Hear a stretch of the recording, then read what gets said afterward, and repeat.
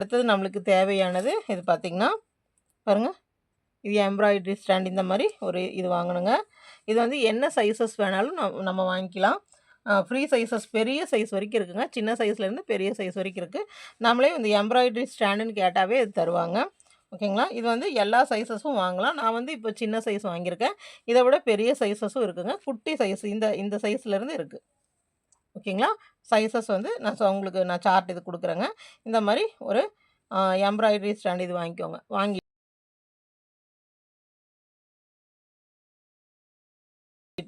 இப்போ இது கிளாத் பார்த்திங்கன்னா நிறைய பேர் வந்துட்டு இதுக்கு பாப்ளின் கிளாத்து இல்லை பஞ்ச் நீடிலுக்குனே தனியாக ஒரு கிளாத் இருக்குது, அது வாங்கி செய்யுங்கன்னு சொல்கிறாங்க. நான் அப்படியெல்லாம் எதுவும் யூஸ் பண்ணுறது இல்லைங்க. இது வந்து பார்த்திங்கன்னா நம்ம ரேஷனில் வேஸ்ட்ரி கொடுத்துருப்பாங்க பார்த்திங்களா, அதை வந்து நான் பஞ்ச் நீடில் இதுக்காக யூஸ் பண்ணிக்கிறேங்க. நம்மளுக்கு வந்து என்னென்னா கிளாத் வழியாக இந்த நீடில் வந்து நம்மளுக்கு நல்லா உள்ளே இறங்கி இப்படி இறங்கிட்டு வரணும். அதுக்கு தகுந்த மாதிரி நம்ம கிளாத் வந்து செலக்ட் பண்ணணும். ஓகேங்களா? நான் வந்து இந்த மாதிரி ரேஷன் வேஸ்ட் இதில் தாங்க நான் பண்ணுறேன். நான் இதுலேயே நிறைய பர்சஸ் எல்லாமே பவுச்சஸ் எல்லாமே இந்த கிளாத்தில் தான் நான் செய்கிறேங்க. இந்த கிளாத் தீர்ந்துடுச்சுனாவும் நான் இந்த ஒயிட் கலரில் வந்துட்டு பாப்ளின் கிளாத் வந்து ஒரு மீட்டர் வந்து உங்களுக்கு 100 ருபீஸ் வரும். ஓகேங்களா? நீங்கள் அதுவும் வாங்கி செய்யலாம். பாப்ளின் கிளாத் வந்து எம்ப்ராய்டரி கிராஃப்ட்ஸ் கடையிலையும் கிடைக்கும். டெய்லரிங் மெட்டீரியல்ஸ் வாங்குறோம் இல்லைங்களா, அந்த கடையிலையும் கிடைக்கும். ஓகேங்களா? நான் வந்து இப்போ நீங்கள் பழகும்போது வந்து அந்த கிளாத் வாங்க வேண்டியதில்லை. சிம்பிளாக இந்த மாதிரி ரேஷன் வேஸ்ட் இருக்குது இல்லைங்களா, அது சாரீஸ் அந்த மாதிரி எடுத்துகிட்டா போதும். ஏன்னா நம்மளுக்கு வந்து பேக் ட்ராப் வந்து நம்மளுக்கு தெரியாது. இந்த என்ன கிளாத்தில் நம்ம ஒர்க் பண்ணுறோன்னு தெரியாது. பாருங்கள், நான் இது ஃபுல்லாக இந்த ரேஷன் வேஸ்ட்டில் தாங்க ஒர்க் பண்ணியிருக்கேன். பாருங்கள், நம்மளுக்கு இந்த டிசைன்ஸ் மட்டும்தான் தெரியும். இது இப்படி ஃபுல்லாக இப்படி ஃபோல்டு பண்ணிடுவோம். பாருங்கள், இப்படி எல்லாம் ஃபுல்லாக ஃபோல்டு பண்ணி நம்ம ஃபுல்லாக இந்த மாதிரி ஃபோல்டு பண்ணிடுவோம். அப்போ நம்மளுக்கு வந்து பின்னாடி என்ன கிளாத் இருக்குது அப்படிங்கிறது நம்மளுக்கு தெரியாது. சரிங்களா? அதனால் நம்ம என்ன மாதிரியான கிளாத் வேணாலும் யூஸ் பண்ணிக்கலாம். ஆனால் ரொம்ப திக் கிளாத் யூஸ் பண்ணக்கூடாது. திக் கிளாத் யூஸ் பண்ணோம்னா அந்த இந்த நீடில் வந்து இப்படி நல்லா உள்ளே அமுத்தி நம்மளுக்கு ரொம்ப ஃபோர்ஸ் பண்ண வேண்டியதாக இருக்கும். ஓகேங்களா? இப்போ இந்த மாதிரி ப்ளேஸ் பண்ணிவிட்டு இப்போ நான் சும்மா இதை ஒப்புக்கு வச்சுருக்கேன். இதை வந்து டைட்டாக நம்ம பண்ணணும். டைட்டாக பாருங்கள், எந்த அளவுக்கு டைட்டாக இழுக்க முடியுமோ அந்த அளவுக்கு டைட்டாக ஃபஸ்ட்டு இதை வச்சு நம்ம ப்ளேஸ் பண்ணிடணும். உங்களுக்கு தெரியும் இல்லையா, ஃபஸ்ட்டு கிளாத்தை கீழே வச்சுட்டு இந்த ஒரு வளையத்துக்கு மேலே கிளாத்தை போட்டு 2வது வளையம் இந்த ஸ்க்ரூ இது இருக்குது இல்லைங்களா, இது வந்து 2வது வளையத்தை அந்த வளையத்து மேலே வச்சு அமுத்தணும். பாருங்கள், அமுத்திட்டு நான் எப்படி எடுத்துட்றேன், இது நல்லா இழுக்கணும். பாருங்கள், ஃபஸ்ட்டு வந்து இதை இது வந்து நல்லா லூஸாக இருக்கணும். அப்புறம் நம்ம இந்த மாதிரி கொஞ்சம் டைட்டாக இழுத்துட்டு மறுபடியும் இதை வந்து எவ்வளோ டைட் பண்ண முடியுமோ அந்த அளவுக்கு டைட் பண்ணணும்.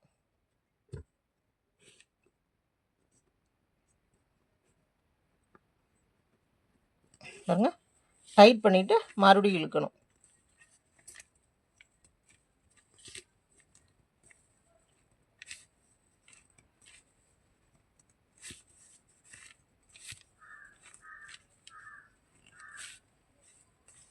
பாருங்க, இந்த அளவுக்கு நம்ம அதாவது இந்த கிளாத் வந்து இப்படி ஒரு சவுண்டு கேட்குதுங்களா, இந்த மாதிரி சவுண்டு கேட்கணும். நீங்கள் தட்டுனா அது வந்து கீழே இறங்கக்கூடாது. அந்த மாதிரி நல்லா ஃபிட்டாக பிடிச்சிருக்கணும். ரொம்ப டைட்டாக பாருங்கள். திருப்பியும் இந்த ஸ்க்ரூ நீங்கள் இந்த நம்மளால் கையில் இப்படி திருப்பி டைட் பண்ண முடிகிற அளவுக்கு நம்ம டைட் பண்ணிக்கலாம். பாருங்கள், இப்போ டைட் பண்ண முடிகிற அளவுக்கு டைட் பண்ணிவிட்டு மறுபடியும் இழுக்கணும்.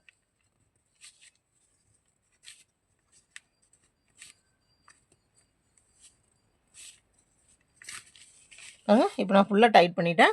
இப்போ ஏதாவது ட்ரேஸ் இருந்ததுன்னா நம்ம கீழே இப்படி பேப்பர் இந்த மாதிரி ட்ரேஸ் வச்சு நம்ம ட்ரா பண்ணிக்கலாம். ஓகேங்களா? ஏதோ ஒன்று நம்ம ட்ரா பண்ணிக்கலாம். இப்போது நான் வந்துட்டு சும்மா தனியாக பென்சில் வச்சுக்கோங்க. பென்சில் வச்சுட்டு அப்புறம் ட்ரா பண்ணிக்கோங்க. பாருங்க, சும்மா இப்படி ஒரு பாக்ஸ் மாதிரி இந்த மாதிரி ட்ரா பண்ணிக்கோங்க. ஒரு பென்சில் வச்சு ட்ரா பண்ணுங்கள். ட்ரா பண்ணிவிட்டு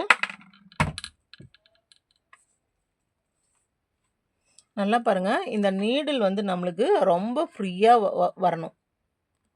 பாருங்கள், இந்த நீடில் த்ரெட்டு வந்து நம்ம நல்லா ஃப்ரீயாக வரணும். எங்காவது இடத்துல டைட்டாக பிடிச்சதுன்னா நம்மளுக்கு ஸ்டிச்சஸ் வந்து வராது. இதெல்லாம் செட் பண்ணி வச்சிட்டோம்னா நம்ம நல்லா ஒர்க் பண்ணுறதுக்கே இன்ட்ரெஸ்ட்டாக இருக்குங்க. பாருங்கள், எடுத்துக்கிறோம். எப்படி ஒர்க்கு ஸ்டார்ட் ஆகுதுன்னு பாருங்கள். நான் இந்த மாதிரி வேஸ்ட் வந்து இந்த ரவுண்டுக்கு தகுந்த மாதிரி வச்சுட்டு இதை கட் பண்ணி விட்டுட்டேன். பாருங்கள், எப்படி இப்போ ப்ரெஸ் பண்ணுறேன்னு பாருங்கள். இங்கே பாருங்கள்,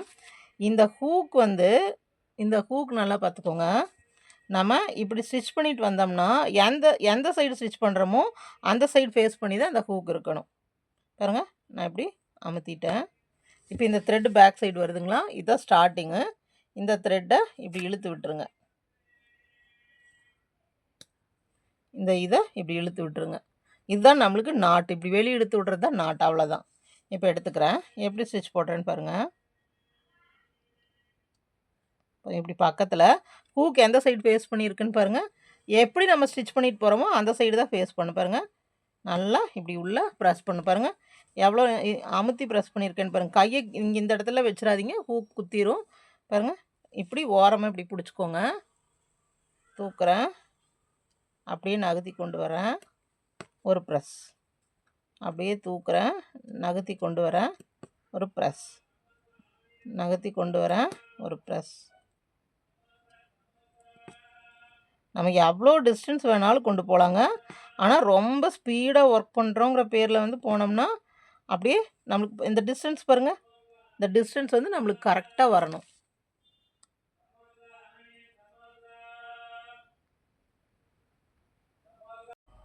பாருங்கள், ஸ்லோவாக வரணும். அதே ஹூக் எப்படி ஃபேஸ் பண்ணியிருக்கணும்னு பாருங்கள். நம்ம எந்த சைடு ஸ்டிச் பண்ணிட்டு போகிறோமோ அதை பார்த்து ஹூக் ஃபேஸ் பண்ணியிருக்கணும். தெரியுதுங்களா? பாருங்கள், அதேமாதிரி நான் எப்படி பஞ்ச் பண்ணுறேன்னு பாருங்கள். ஃபுல்லாக அது இந்த டிப்பு வரைக்கும் இப்படி உள்ளே இறங்கி இருக்கணும். இறங்கி இப்படி ஏறணும். இப்போ நான் ஒர்க் பண்ணுறது வந்து நம்மளுக்கு பேக் சைடு. இது வந்து என்ன சைடுங்க, நம்மளுக்கு பேக் சைடு. பாருங்கள், இப்படியே ஒர்க் பண்ணிட்டு வந்துட்டேன். அப்புறம் நம்ம இது சின்ன இதாக தான் வச்சுருப்போம். அதனால் நம்ம ஹூக்கை திருப்பணுன்ட்டு இல்லை, நம்ம வளையத்தை இப்படி திருப்பிக்கலாம். நம்ம என்ன பொசிஷன் வேணுமோ திருப்பிக்கலாம். திருப்பிட்டு இங்கே பாருங்கள், இப்போ நான் இப்படி பார்த்து வரேன். பாருங்கள், இந்த ஹூக் பார்த்திங்களா எப்படி ஃபோர்ஸ் இருக்குன்னு பார்த்தீங்களா? நல்லா பார்த்துக்கோங்க.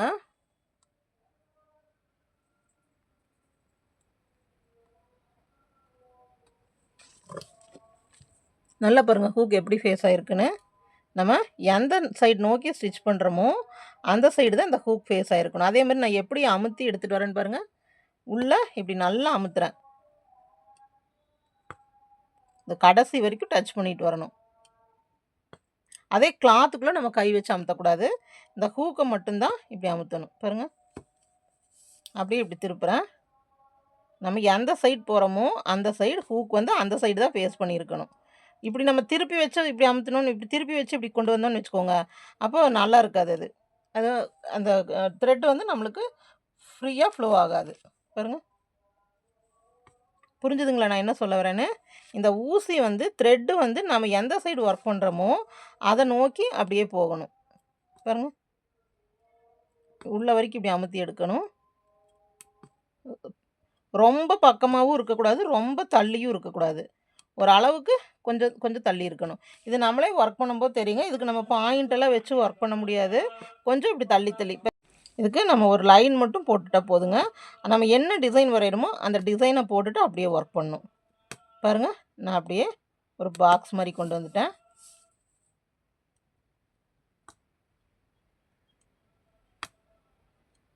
ஒன்றும் இல்லைங்க, இந்த ஹூக்கை இப்படி விடுறோம், உள்ளே அமுத்துறோம். த்ரெட்டு பாருங்கள், த்ரெட்டு இந்த மாதிரி நல்லா ஃப்ரீயாக வரணும்.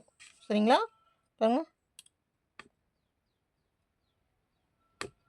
கொஞ்சம் தள்ளுறோம், இப்படி அமுத்துறோம், எடுக்கிறோம். கொஞ்சம் தள்ளுறோம், இப்படி அமுத்துறோம், எடுக்கிறோம். பாருங்கள், இப்போ நான் ஒரு பாக்ஸ் ஷேப்பு போட்டேன். ஓகேங்களா? இப்போது திருப்பி பாருங்கள், இதுதான் நம்மளோட ஒர்க்கு. தெரியுதுங்களா? இப்போ பாருங்கள், இது பின்னாடி எப்படி பிரிஞ்சு பிரிஞ்சு வந்திருக்குன்னு பாருங்கள். இது ஃபுல்லாக ஒர்க் பண்ணும்போது நம்மளுக்கு வந்து ஒரு பாக்ஸ் ஷேப்பில் பாருங்கள், இந்த மாதிரி நம்ம இது ஃபுல்லாக ஒர்க் பண்ணி முடிக்கும்போது இந்த எம்ப்ராய்டரி இப்படி நம்ம ஃபுல்லாக பண்ணுவாங்களா, ஃபுல்லாக பண்ணி முடிக்கும்போது நம்மளுக்கு இந்த மாதிரி ஒரு ஒர்க் கிடச்சிரும். இது வந்து இந்த ஹூக்கை நம்ம தள்ளி வைக்கிறத பொறுத்து. பாருங்கள், இது அப்புறம் இப்படியே இழுத்தோம்னா வந்துருங்க. இங்கே பாருங்கள், இப்படியே இழுத்தோம்னா வந்துகிட்டே இருக்கும். அப்போது நம்ம ஃபினிஷ் பண்ணிவிட்டு பாருங்கள்,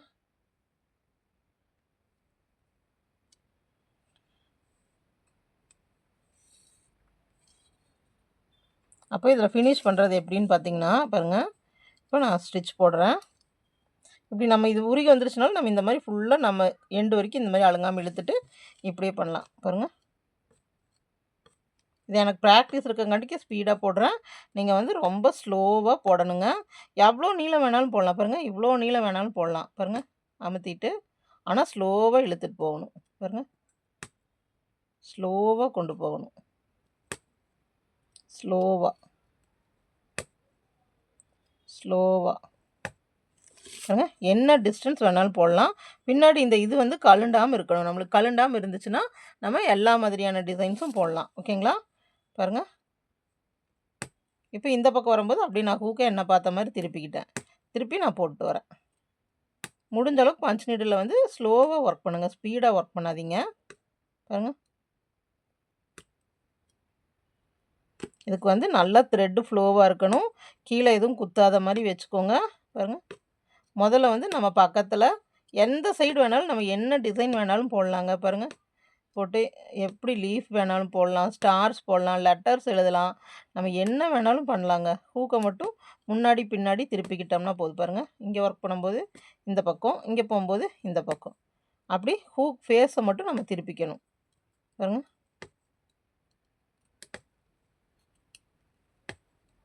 நம்ம என்ன டைப் ஆஃப் ஸ்டிச்சஸ் வேணாலும் யூஸ் பண்ணலாங்க. நம்ம இப்படி ப்ரெஸ் பண்ணி எடுக்கிறதோட சரி. த்ரெட்டு வந்து நல்லதாக இருக்கணும். ஓகேங்களா? பின்னாடி வந்து இந்த ஒர்க்ஸ் தான் நம்மளுக்கு ஃபுல்லாக நம்ம பண்ண போகிற ஒர்க்ஸு. சரிங்களா? அப்படி இந்த டிசைன்ஸ் வேணுனாலும் நம்ம இந்த டிசைன்ஸும் விடலாம். ரொம்ப அழகாக இருக்கும் பார்க்குறதுக்கு. பாருங்கள். இப்போ ஃபினிஷிங் எப்படின்னு பார்த்தீங்கன்னா ஒன்றும் இல்லைங்க. இந்த இது இருக்கு இல்லைங்களா? இதை இப்படி கொஞ்சம் இழுத்துருங்க. இழுத்துட்டு இதை இப்படி இழுத்துருங்க. இழுத்துட்டு இங்கே த்ரெட்டை கட் பண்ணோம்னா அது அங்கே நாட்டு. அவ்வளோதான். நம்ம இப்போ நம்மளுக்கு ஃப்ரண்ட் சைடு இது இப்போ நம்ம இது ஒர்க் பண்ண சைடு நம்ம வச்சுக்கிறோம். இந்த சைடு நம்மளுக்கு வேண்டாம் அப்படின்னு சொன்னால் லைட்டாக கம் போட்டு இந்த இடத்துல வந்து நம்ம தேய்ச்சி விட்டுக்கணும். அவ்வளோதான். இந்த சைடுனா இப்போ பாருங்கள் நான் எப்படி பண்ணியிருக்கேன்னு. எனக்கு வந்து இப்போ இந்த பார்ட்டு இப்போ இது வந்து ஒரு மொபைல் பவுச் கேட்டிருக்காங்கங்க.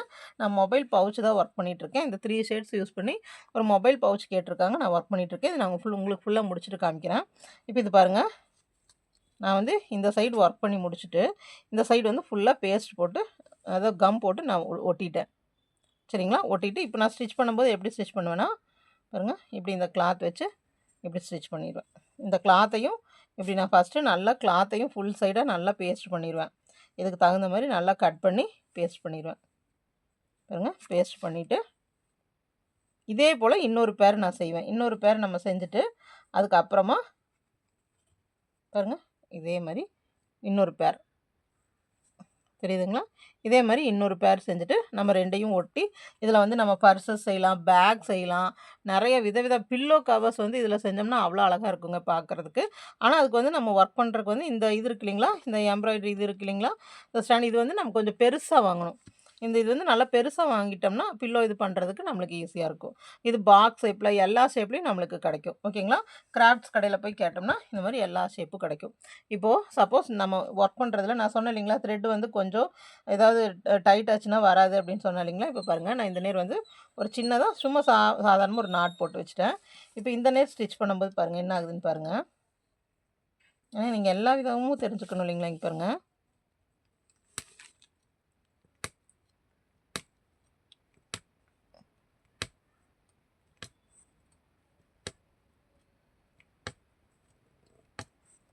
பாருங்கள். இது வரைக்கும் நம்ம ஸ்டிச் கரெக்டாக வந்துட்டுருக்குது. இப்போ நம்ம த்ரெட் ஏதாவது ப்ராப்ளம் ஆயிடுச்சு. பாருங்கள் என்ன ஆகுன்னு பாருங்கள். நம்ம பாட்டு குத்திகிட்டே தான் இருப்போம். பாருங்கள். இந்த மாதிரி நம்ம ஒர்க் பண்ணிகிட்ருக்கோம். நம்ம குத்திட்டு போயிட்டே இருப்போம். ஆனால் நம்ம ஒவ்வொரு தடவையும் குத்தும் போதும் அந்த நீடில் மட்டும்தான் உள்ளே போயிட்டு வரும். த்ரெட்டை பார்த்திங்கன்னா இதே மாதிரி தான் இருக்கும். அப்போது அந்த த்ரெட்டு வந்து நம்ம கரெக்ட் ஆகலைன்னா அப்போ நம்ம இதில் ஏதோ ப்ராப்ளம் இருக்குதுன்னு அர்த்தம். சரிங்களா? அதை ரெடி பண்ணிவிட்டு கொஞ்சம் முன்னாடி வரைக்கும் இப்படி இழுத்து விட்டுருங்க. இப்படி இழுத்து விட்டுட்டு இப்போ நம்மளுக்கு இந்த ஹோல் இருக்கும் பார்த்தீங்களா? இந்த ஹோல் மேலேயே நீங்கள் திருப்பி விடக்கூடாது. இந்த ஊசியை இப்படி வச்சு இப்படி தேய்க்கணும். ஊசி இப்படி திருப்பி வச்சுட்டு இப்படி தேய்க்கணும். எந்த கிளாத்தாக இருந்தாலும் சரி நீங்கள் இப்படி தேய்ச்சிங்கன்னா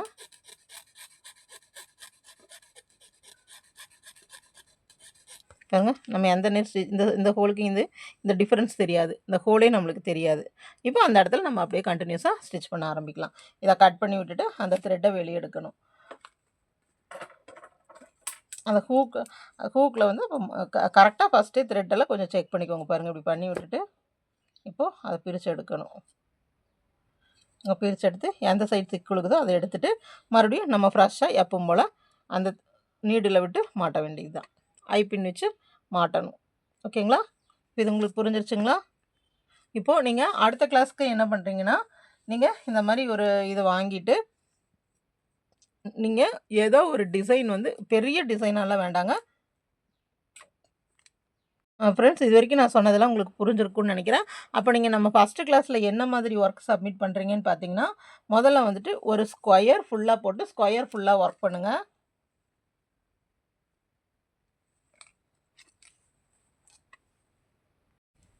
ஃப்ரெண்ட்ஸ், இப்போ நான் என்ன சொன்னேன்னு உங்களுக்கு புரிஞ்சிருக்கும்.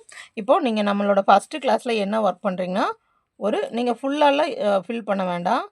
ஒரு பாக்ஸ் ஷேப், அப்புறம் ஒரு சர்க்கிள் ஷேப், இது அவுட்டர் மட்டும், அதாவது ரொம்ப சின்னது இல்லைங்க, நல்லா இவ்வளோ பெரிய ஸ்கொயரில் வந்து ஒரு பாக்ஸு, அப்புறம் சர்க்கிள், இது வந்து நீங்கள் ஒர்க் பண்ணுங்கள். ஒர்க் பண்ணி எனக்கு இமேஜ் அனுப்புங்க. ஆனால் இது ஒர்க் பண்ணிவிட்டு நீங்கள் இந்த ட்ரேவை விட்டு ரிமூவ் பண்ண வேண்டாம். ஓகேங்களா? ரிமூவ் பண்ணாமல் பாக்ஸ் ஷேப், அதாவது சுற்றியும் இப்படி அவுட்டர் இருக்குது இல்லைங்களா, அந்த அவுட்டர் வந்து பாக்ஸுக்கு இப்படி அவுட்டரும், ஒரு சர்க்கிளுக்கு இப்படி அவுட்டரும் போட்டு எனக்கு காமிங்க. இதுக்கப்புறமா நான் அடுத்த வீடியோவில் வந்துட்டு நீங்கள் அதை எப்படி ஃபில் பண்ணுறதுன்னு சொல்கிறேன். அப்போ ஃபில் பண்ணுங்கள். ஃபில் பண்ணிவிட்டு அந்த ஒர்க்கை முடித்த பிறகு அது கட் பண்ணி எடுக்கலாம். ஓகேங்களா? இந்த கிளாஸை முடிச்சுட்டு எனக்கு இமேஜ் சென்ட் பண்ணுங்கள். அப்புறம் அதுக்கு அடுத்த கிளாஸில் என்ன பண்ணணும் அப்படின்னு சொல்லிட்டு நான் சொல்கிறேன்.